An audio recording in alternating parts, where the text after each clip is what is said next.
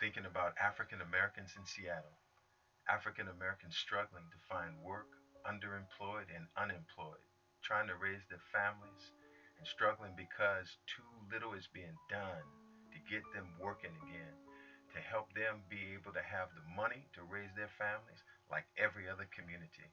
We've got to do more to help our people. We've got to do more to help African Americans. We've got to do more. In March of 2013, I walked into the Starbucks on 23rd and Jackson thinking I'd just be there for 10 minutes. Instead, I had an experience, a vision. I saw the faces of African Americans in pain, looking for work, struggling to be able to take care of their family, wondering why the jobs weren't there.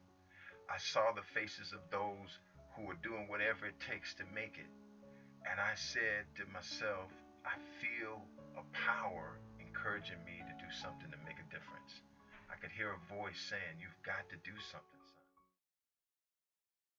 Leaders like me, Pastor Joe Carter and Dr. Valerie Hunt and others with the United Black Christian Clergy have been meeting to begin to do something massive, something on a grand scale, to get our people working again, to get our businesses contracts and jobs. That is what this conference is about.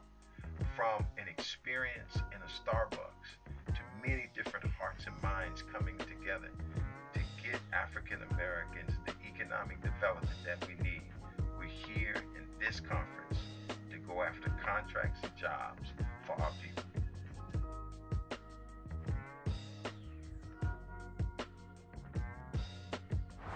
A report just came out that makes really clear that African Americans are the only group that have lost income in the last 8 years, and yet nothing is being done in a big way to address that.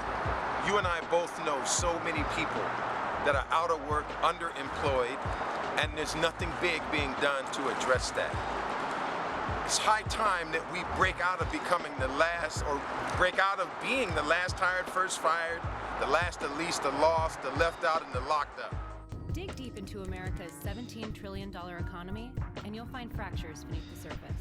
The spoils are split unevenly between men and women, old and young, high school dropouts, and MBAs. But one of the most divisive disparities is only skin deep. This is the economy in black and white. Everything you own, houses, stocks, cars, that's your wealth. In 2011, the wealth of the median white household was over $110,000. African Americans on average, 17 times less, just over $6,000. And housing has a lot to do with it. For the average American, their home is the most valuable part of their portfolio. It's an investment that can appreciate with time, and it can be passed from one generation to the next. But the rate of homeownership among whites is 28% higher than that of blacks, and the lingering effects of segregation could be to blame.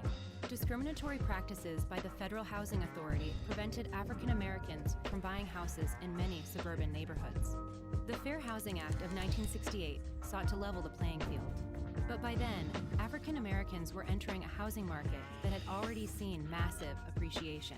Meanwhile, white families had seen their housing investment soar in value during their head start. Fast forward to the 21st century, minority groups were again victims of housing exploitation, this time by big banks.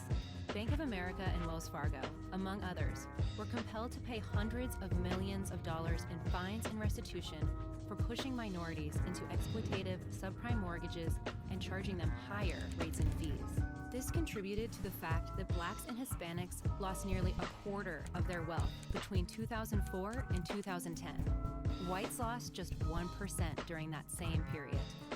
So the American economy houses two realities, one black, one white.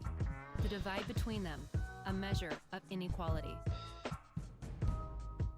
Something needs to be done in a big way to help African Americans in Greater Seattle, and to take it as far as we can to help them get jobs and contracts, because nobody's addressing it. Not enough black leaders, not enough at the city, county, state level, not even Barack Obama's doing enough. And so we've got to take it upon ourselves to do it. We got to do something really big. We've got to do something comprehensive. We've got to do something that's going to bring jobs in a big way. That's why we're doing this conference.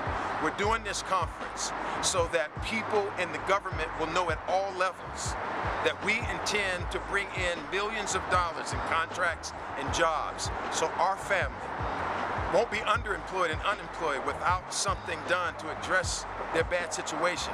But the jobs will be there. This conference is being done so that your friends, just like my friends, will have the economic opportunities that they deserve. We are putting a model together to get that money, to get these contracts. It may look a little strange how we're doing it, with dinners and speakers and all, but at the end of the day, it's about contracts and jobs. It's about bringing economic development. We need your help. We're glad you're supporting us. Let's work together to go and get the equal opportunity that our people need so that they can eat, live, and so they can take care of their children like everyone else.